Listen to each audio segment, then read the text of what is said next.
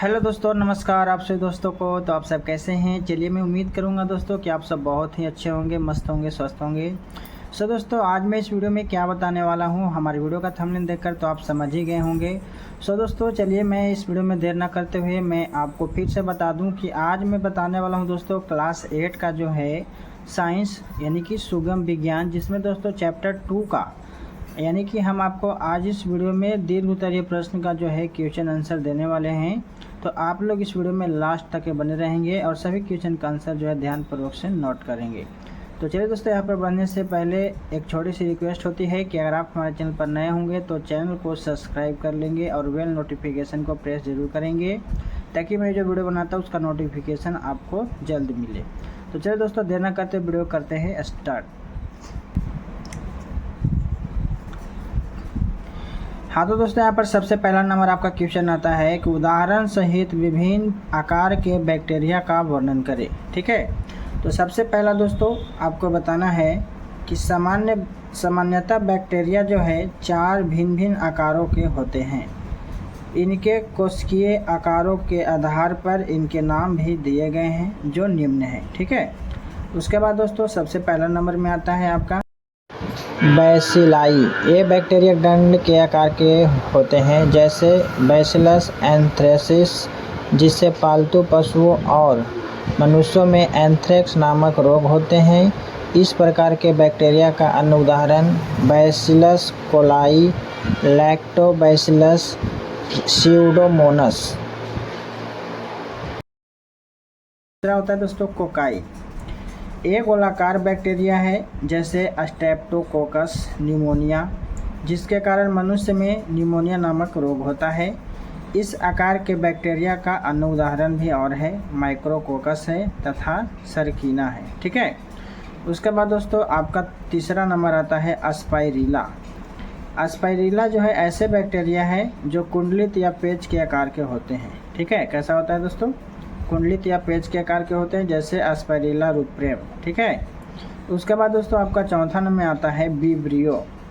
ऐसे बैक्टीरिया अर्धविराम के आकार के होते हैं। विब्रियो जो होते हैं अर्धविराम के आकार के होते हैं, जैसे विब्रियो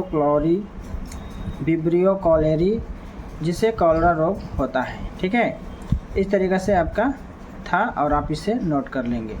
उसके बाद दोस्तों आपका सेकंड में आता है बैक्टीरिया में पोषण एवं प्रजनन का वर्णन करें। ठीक है, तो अधिकांश बैक्टीरिया परपोषी होते हैं जो भोजन के लिए दूसरे पर निर्भर रहते हैं। कुछ बैक्टीरिया स्वपोषी होते हैं जो अपना भोजन कार्बन डाइऑक्साइड तथा कार्बनिक पदार्थों से स्वयं बनाते हैं। ठीक है, उसके बाद दोस्तों आपको बताना है बैक्टीरिया जो है अलैंगिक प्रजनन के द्वारा अपनी संख्या में वृद्धि करते हैं। क्या करते हैं? अलैंगिक प्रजनन के द्वारा अपनी संख्या में वृद्धि करते हैं, जो मुकुलन तथा द्विविभाजन के द्वारा होता है। कुछ बैक्टीरिया लैंगिक प्रजनन के द्वारा अपनी संख्या में वृद्धि करते हैं। ठीक है, उसके बाद दोस्तों आपका 3 नंबर क्वेश्चन आता है बैक्टीरिया या एल्गी से होने वाले लाभों का वर्णन करें। तो चलिए जानते हैं। लाभदायक बैक्टीरिया जो है निम्न है। लैक्टोबैसिलस नामक बैक्टीरिया कार्बोहाइड्रेट का किण्वन करते हैं। इनका उपयोग खमीर बनाने में तथा बेकरी उद्योग में पावरोटी, बिस्कुट, केक आदि बनाने में होता है। सेकंड में बताना है कुछ बैक्टीरिया दूध से दही जमाने या अन्य दुग्ध उत्पाद जैसे पनीर बनाने में काम आते हैं। उसके बाद तीसरा में बताना है कुछ बैक्टीरिया का उपयोग जो है शर्करा से एल्कोहल बनाने में होता है। ठीक है, कुछ बैक्टीरिया ऐसे होते हैं जो शर्करा से एल्कोहल बनाने में होता है। और चौथा में बताना है कि चर्म उद्योग में कुछ बैक्टीरिया का उपयोग जो है चर्म शोधन के लिए होता है। ठीक है, पाँचवा में बताना है हमारी आंतों में पाए जाने वाले बैक्टीरिया भोजन के अवशिष्टों को निम्नीकरण करने में क्या करते हैं? मदद करते हैं। ठीक है, उसके बाद दोस्तों आपका 4 नंबर क्वेश्चन आता है कवक के विभिन्न प्रजातियों का वर्णन करें। कवक के 4 विभिन्न प्रजातियाँ जो है इस प्रकार है। पहला है दोस्तों ईस्ट लगभग गोलाकार या अंडाकार एक कोशिकीय कवक है। यह ऐसे खदानों पर उगते हैं जिसमें शक्कर अधिक मात्रा में होती है। यह ऑक्सीजन की अनुपस्थिति में भी रहने में क्या होते हैं? सक्षम होते हैं। उसके बाद दोस्तों आपको दूसरा बता देना है फफूंद एवं कीट, है ना। यह भी एक कोशिकीय कवक है। यह मृतजीवी तथा परजीवी दोनों होते हैं। मृतोपजीवी फफूंद एवं कीट सड़े गले कार्बनिक पदार्थों पर उगते हैं। ठीक है। उसके बाद दोस्तों तीसरा में आता है मोल्डस। क्या है दोस्तों? मोल्डस। ये बहुकोशिकीय कवक हैं। ये सफ़ेद महीन धागे की बनी जाल जैसी रचना की तरह दिखते हैं। जाल जो है सदृश रचना को माइसीलियम कहलाता है। क्या कहलाता है? जाल जो है सदृश रचना को माइसीलियम कहा जाता है। मोल्डस जो है मृतोपजीवी होते हैं। ठीक है। मोल्डस क्या होते हैं दोस्तों? मृतोपजीवी होते हैं। उसके बाद चौथा में है मशरूम। यह नम उपजाऊ मिट्टी की सतह पर वृक्षों के कटे हुए भींगे तने की सतह पर तथा कंपोस्ट खाद के ढेरों पर उगते हैं। इनके माप और आकारों में विशेषता होती है। यह साधारण छतरीनुमा होता है। जो मशरूम होता है दोस्तों किस आकार के होता है? तो छतरीनुमा आकार के होते हैं। अब है दोस्तों आपका 5 नंबर क्वेश्चन, कवक किस प्रकार लाभदायक है? बताना है। कवक का उपयोग जो है अल्कोहल तथा बेकरी उद्योग में किया जाता है। दुग्ध उत्पाद चीज को परिपक्व तथा उसमें विशेष खुशबू लाने में भी इसका उपयोग किया जाता है।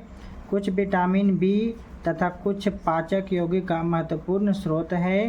पेनिसिलियम नामक कवक से एंटीबायोटिक पेनिसिलिन बनता है जो रोगाणुओं की वृद्धि को रोकते हैं तथा उनका नाश करते हैं। इस प्रकार कवक जो है लाभदायक होता है। ठीक है। उसके बाद दोस्तों आपका 6 नंबर क्वेश्चन है, वायरस की संरचना का वर्णन करें। तो वायरस ऐसे पदार्थ हैं जिनकी रचना एक निर्जीव कण की तरह होती है। इसकी अपनी एक निश्चित माप, आकृति तथा विशेष संरचना होती है।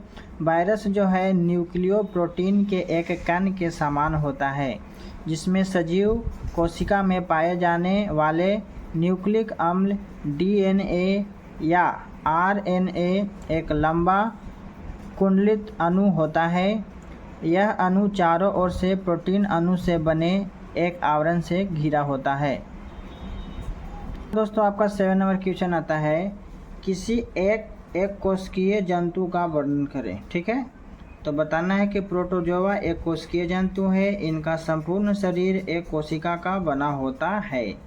एक यूकैरियोटिक कोशिका में स्थित सारी रचनाएं जैसे प्रोटोप्लाज्मा, केंद्रक, माइटोकॉन्ड्रिया इत्यादि मौजूद होती है।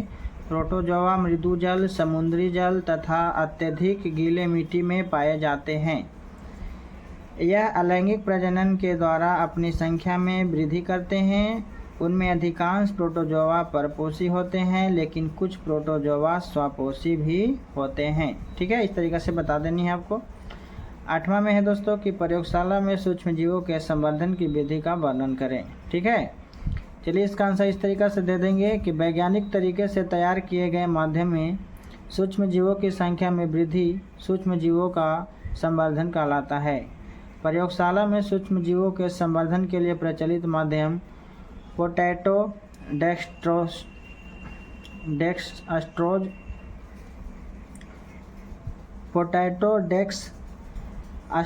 अगार पीडीए है। प्रयोगशाला में पीडीए तैयार करने की विधि निम्नलिखित है। बोल रहा है 200 ग्राम स्वस्थ आलू लें और इसे स्वच्छ जल से धोकर साफ कर लें। अब उस आलू को छोटे छोटे टुकड़े कर लें और इन टुकड़े को जल से धोकर साफ कर लें।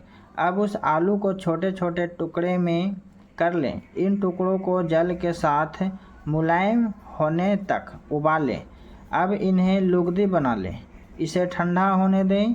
इस लुगदी में 500 मिलीलीटर अशुद्ध जल तथा 20 ग्राम ग्लूकोज मिला दें। अब दूसरे बीकर में 20 ग्राम अगार जेल लें तथा उसमें 500 मिली अशुद्ध जल डालकर उसे उबाल लें और इस उबले जल को पहले से तैयार किए गए आलू की लुगदी एवं ग्लूकोज के मिश्रण में मिला दें। इस मिश्रण को स्वस्थ पात्र में रखें। इस प्रकार तैयार किए गए पीडीए का उपयोग सूक्ष्मजीवों के संवर्धन के लिए किया जाता है। ठीक है। तो इस तरीके से आपको बता देनी है। उसके बाद दोस्तों आपका 9 नंबर क्वेश्चन आता है कि मिट्टी की उर्वर क्षमता बढ़ाने में बैक्टीरिया तथा एल्गियों का उपयोग किस प्रकार किया जा सकता है। तो इसका आंसर बताना है कि मिट्टी की उर्वरक क्षमता बढ़ाने के लिए बैक्टीरिया तथा एल्गियों का उपयोग अपघटनकर्ता एवं स्थायीकरण के रूप में किया जा सकता है। बैक्टीरिया प्राकृतिक में मृत जीवों के शरीर एवं वर्ग पदार्थों में उपस्थित कार्बनिक पदार्थ को अकार्बनिक तत्वों में तोड़कर उन्हें मिट्टी में मुक्त कर देते हैं, जिससे उर्वरक बनते हैं तथा एल्गियों में वायुमंडलीय नाइट्रोजन के स्थायीकरण की क्षमता होती है, जो जल तथा मिट्टी की उर्वरक क्षमता बढ़ने लगती है। ठीक, उसके बाद दोस्तों आपका 10 नंबर क्वेश्चन आता है, प्राकृतिक में नाइट्रोजन चक्र के पूरा होने में बैक्टीरिया का क्या महत्व है, वर्णन करें। ठीक है, तो चलिए जानते हैं। बैक्टीरिया नाइट्रोजन गैस का उपयोग लायक बनाता है। बैक्टीरिया जो है नाइट्रोजन गैस को उपयोग लायक बनाता है। मिट्टी तथा दलहनी पौधे के घाटों में उपस्थित बैक्टीरिया वायुमंडलीय के नाइट्रोजन का स्थायीकरण करके उसे नाइट्रोजन के यौगिक में बदलकर अपने शरीर के लिए आवश्यक प्रोटीन एवं अन्य उपयोगी पदार्थों का निर्माण करते हैं। पौधे और जंतुओं के मृत शरीर तथा उनके द्वारा उत्पादित नाइट्रोजन अपशिष्ट को पुनः मिट्टी में उपस्थित बैक्टीरिया नाइट्रोजन यौगिक में बदल देते हैं। ठीक है, उसके बाद दोस्तों आपका आता है 11 नंबर क्वेश्चन, सूक्ष्म जीवों के द्वारा मल जल के उपचार से बायोगैस एवं उर्वरक बनाने की विधि का वर्णन करें। ठीक है, तो चलिए जानते हैं। इस विधि में मल जल को एक बड़े टैंक में एकत्र किया जाता है। इस टैंक में वायवीय यानी कि ऑक्सी बैक्टीरिया तथा हवा प्रवाहित किया जाता है, जिससे ऑक्सीजन की उपस्थिति में वायवीय बैक्टीरिया क्रियाशील हो जाता है और कुछ घंटे में मल जल के कार्बनिक एवं अकार्बनिक पदार्थों का अपघटन कर देते हैं। इसके बाद मल जल को इस बैक्टीरिया से अलग करके दूसरे टैंक में ले जाया जाता है और इस टैंक में अवायवीय यानी कि अनॉक्सी बैक्टीरिया मल जल को फिर से तोड़कर मीथेन जैसे गैस का निर्माण करते हैं। ठीक है, इस गैस का मिश्रण बायोगैस कहलाता है। इसके बाद बचा हुआ पदार्थ में नाइट्रोजन होता है, जिसे सुखाकर उर्वरक का निर्माण होता है। ठीक है, उसके बाद दोस्तों आपका 12 नंबर है, ईस्ट कोशिका की रचना का वर्णन करें। ईस्ट अपनी संख्या में वृद्धि कैसे करते हैं, तो बताना है। ईस्ट लगभग गोलाकार या अंडाकार एक कोशिकीय कवक है।